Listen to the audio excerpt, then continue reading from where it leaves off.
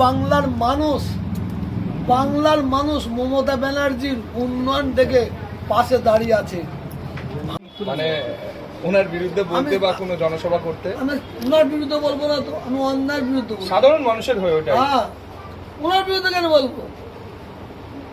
মানুষের জন্য বলবো, মানুষের জন্য বলবো, জালেমের বিরুদ্ধে বলবো, মুনাফেকের বিরুদ্ধে বলবো, যে তেলকলাই তার বিরুদ্ধে বলবো, ঢোল দিয়ে বাজাচ্ছে তার বিরুদ্ধে বলবো, কথা বলে ঠাকুরের কাছে মাথা নত করছে তার বিরুদ্ধে বলবো।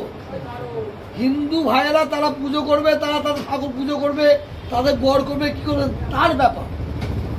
কিন্তু তুমি মুসলমান ই তো দুনিয়ার আবুজে এ বড় এজিদ আর কিছু এজিদের বাচ্চার পাশে ঘুরছে, ও বলাচ্ছে বলছে, ওকে ছেড়ে কথা হবে না, ওকে ওই দিন ক্ষমা করা যাবে।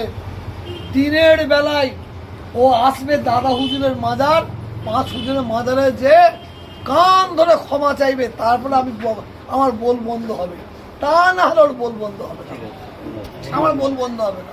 শওকত মোল্লা এত সাহস পাচ্ছে করতে না, ওর নেতৃত্বের অক্সিজেন পাচ্ছে না, ওকে পাগলা কুত্তা কামড়েছে।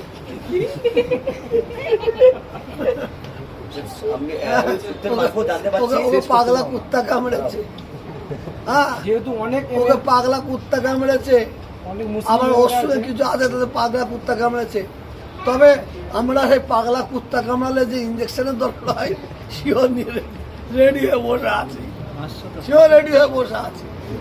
বলে সূত্রের মারফত জানা যাচ্ছে কাসেম সিদ্দিককে ভাঙড়ে দাঁড় করাবে, কি বলবেন 26-এ নওশাদ সিদ্দিকীর বিরুদ্ধে? ভাঙড়ে পাগলকে দাঁড় করাবে না ছাগলকে দাঁড় করাবে কি মানুষকে দাঁড় করাবে, সেটা পলিটিক্যাল ব্যাপার, তাদের জিজ্ঞেস করুন না, আমাকে কেন। আমি 2026-এ কি দাবি রেখেছেন? আমি 2026-এ সংখ্যালঘু সংখ্যা অনুপাত অনুযায়ী আমি 100টা সংখ্যালঘু সিট দেখতে চাইছি। 296-টার মধ্যে? হ্যাঁ, 90 থেকে 100টা সিট দেখতে চাইছি।